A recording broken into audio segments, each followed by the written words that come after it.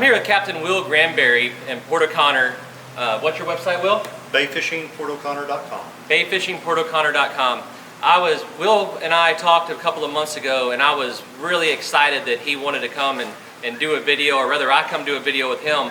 I've never fished with Will, but I have fished beside Will. I've watched Will jump tarpon, catch big reds, catch sharks, jacks, all kinds of fun stuff. And Will is an expert at many things, but what I've really seen him do a lot and excel at is jetty fishing.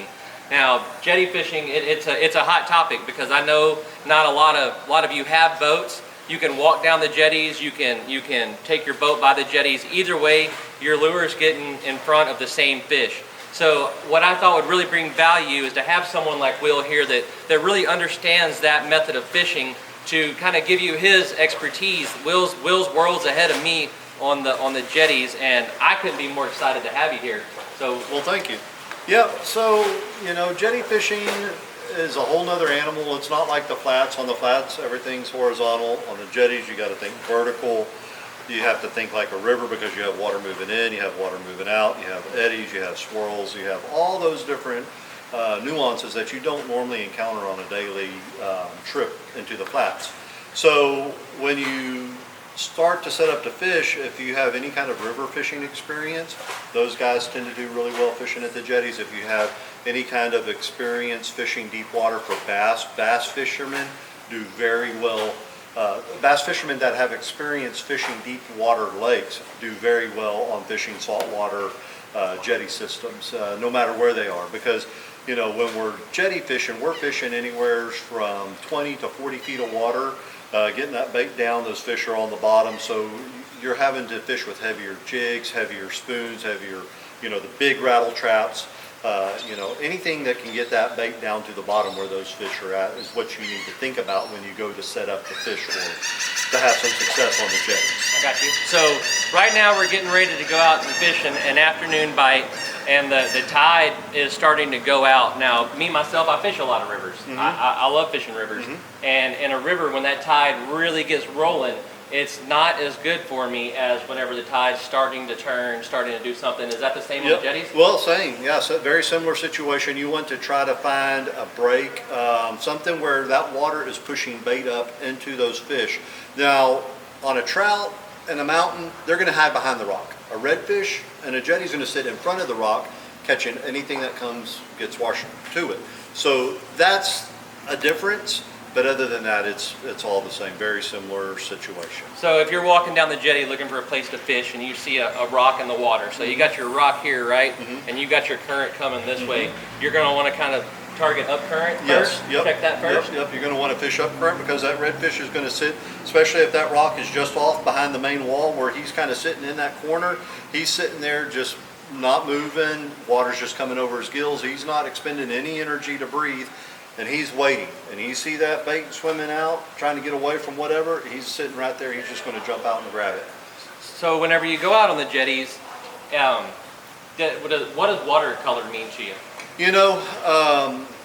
So there's watercolor at the jetty is the world. You've got muddy, you've got green, and then you've got that mixture where there's muddy on top, clear on the bottom. The way you can tell that muddy on top, clear on the bottom is you'll see big, 25, 30 foot circles of green spots. So that the water's just getting churned up. That bait will hide in that muddy water on top. We look for that a lot. We like to fish green water. If it looks like an emerald, I call it emerald green water. It's just as green as can be. That's great redfish water, great big fish water, because those water coming straight in from the Gulf, those fish are on that tide. Riptide coming in with that green water, and that's all the kind of nutrients that the bait fish need is in that water. So that you got your nutrients, you got your bait fish, predators are right behind it. So what I think Will's saying to you is that if there's dirty water and then a big clean spot in it, then that's the dirty water on top, and then the current's bringing that clean water up and showing you that. Mm-hmm. And again, I don't fish the jetties much, but I encounter that a lot in the bay systems. Mm-hmm. So if the back lake or a river or something like that has been just nasty and flooding, and it's coming out over the bay, well, the water on the top looks absolutely disgusting, or maybe just that brown color just because of fresh water. But whenever I drive my boat through it behind my prop, I can see green water coming up, and I find exactly what Will's talking about, to where those juvenile fish, the freshwater fish that are getting pushed out of that lake, they're in that dirtier water on top, but underneath them are predators that are just having a field day on them. And you know, that's great stuff. And you know, the other couple things you always need to key in on jetties, it's universal. You can go fish anywhere in the world and you look for these signs, you're going to have success as birds and slicks. You go out there, you see birds diving, those birds, they make a living by eating fish.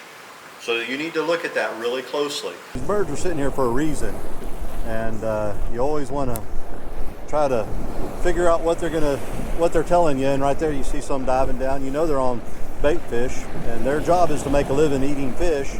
So if they're eating small fish, you know there's going to be big fish underneath them eating.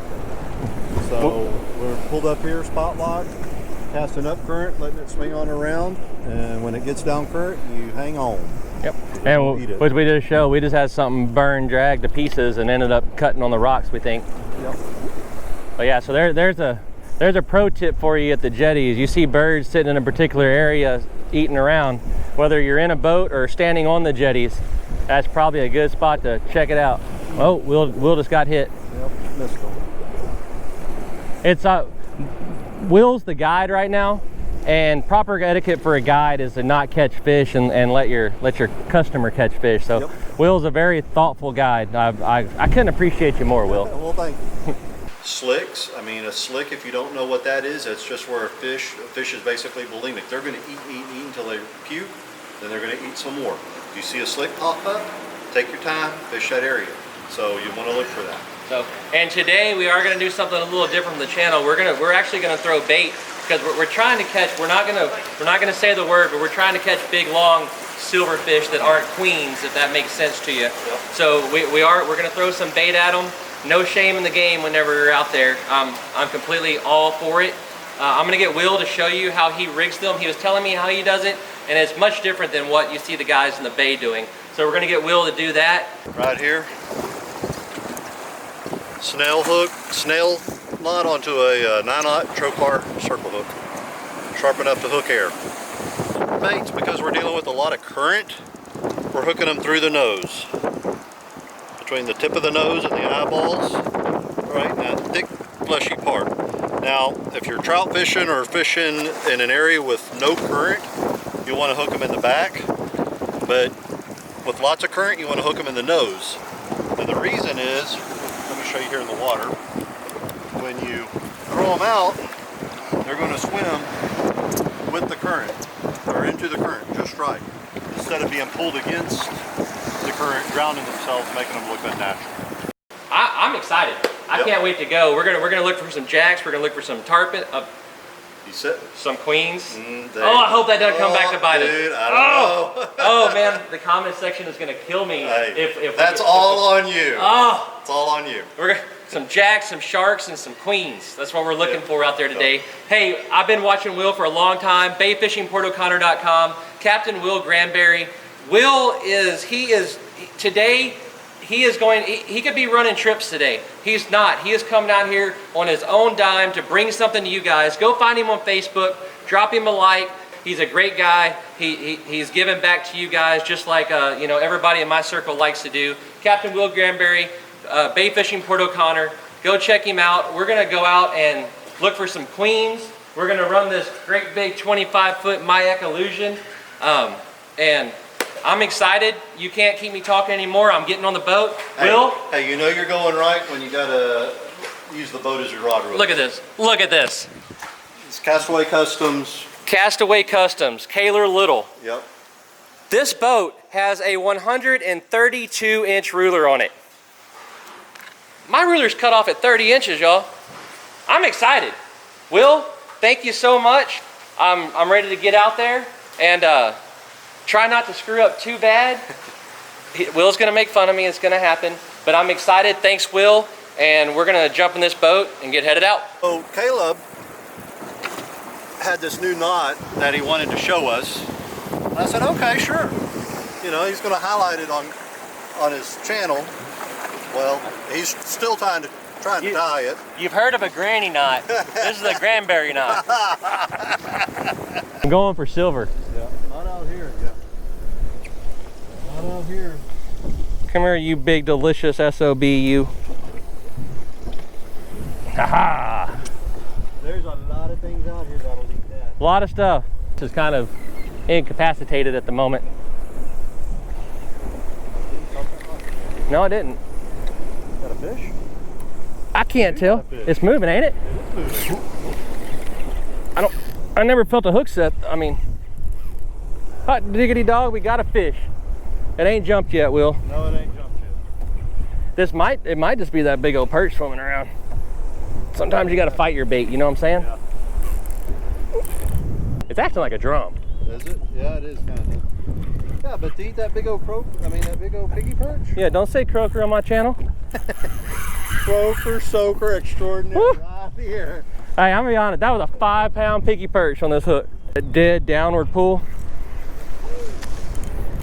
Hey, after this one, I got to change handles. I ain't got no power in this wrist.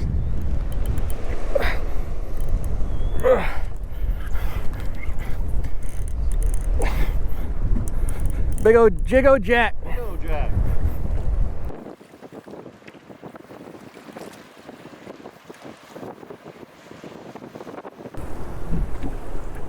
Throwing that croaker up current, that bait up current. Working it down on the edge. There's something on the ends. Jack or a poon. Well, either way, he's silver. Yeah.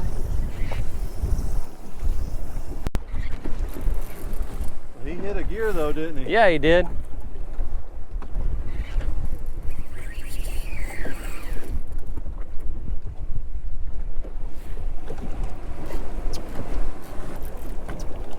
Just no quit in them. No. The way you beat a jack is you just got to be meaner than they are and just wear them down.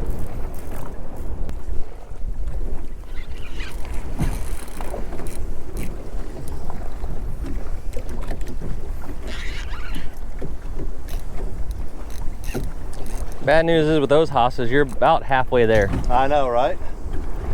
Exactly. Such a sport fish. It's fun. Yeah, they are. They're a lot of fun.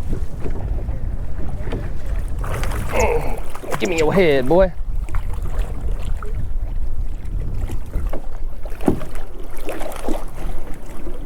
Right. There he is. That's a good one. Yes, sir. Look at that thing.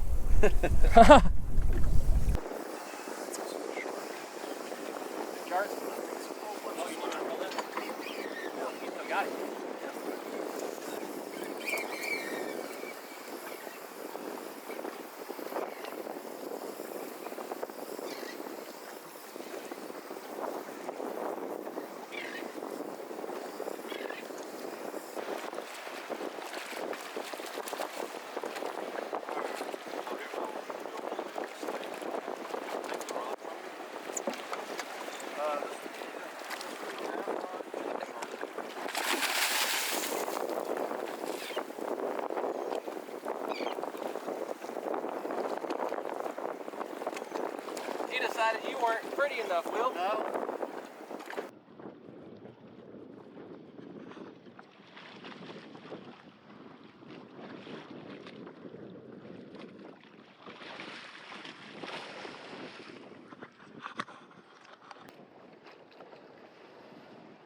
So shark has 3 handles. Only 2 of them are good. The best one is by the dorsal fin. The other is right behind the head. You never want to grab a shark by the tail unless you value all your arms and legs, because they will turn around and get you if you grab one by the tail. Okay. If you don't have experience handling a shark, at this point, the best thing to do would be just to reach down there and cut the leader. I've got a lot of experience with this, so we're going to boat this shark. I handle these guys almost every day. So we're going to boat this shark and get some pictures. But do not try this if you are uncomfortable or have not handled a shark before. I've always been told that you rub their bellies and it'll make them go to sleep. Yeah, I mean, you know, you can lay him over, so you can go to sleep. Yep. Here, I'm going to lay him over on his back. Tell him how pretty he is. I think that's the one that's been coming to see me waiting. Yeah. Yeah, they do like to come in and do that. So this guy's still fairly green. I'm just letting him wear himself out.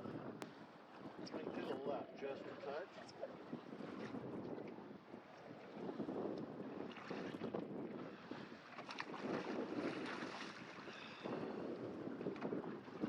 I get asked all the time why I don't wear gloves. The reason I don't is because I can feel it. When you put your hand on them, feel their muscles tense up, and I can tell what that shark's going to do by the way he tenses his muscles 2 seconds before he's going to do it, which gives me an advantage.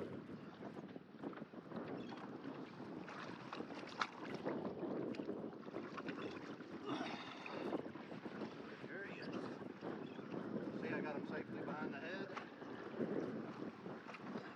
Now watch your feet when I come in. Come on.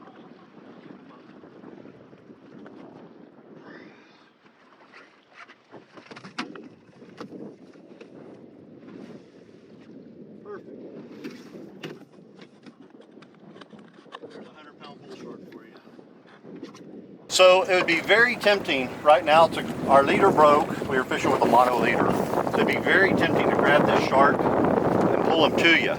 The problem is if you did that, he'll turn around and get you.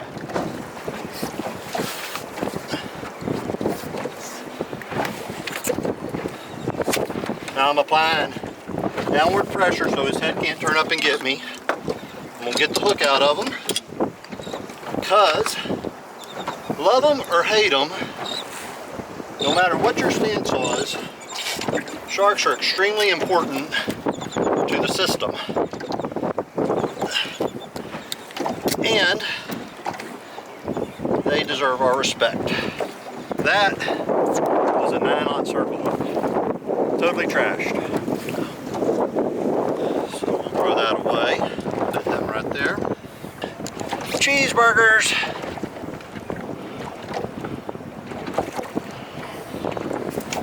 Okay. So at this point, I'm going to let him go. So we're going to do a picture right quick.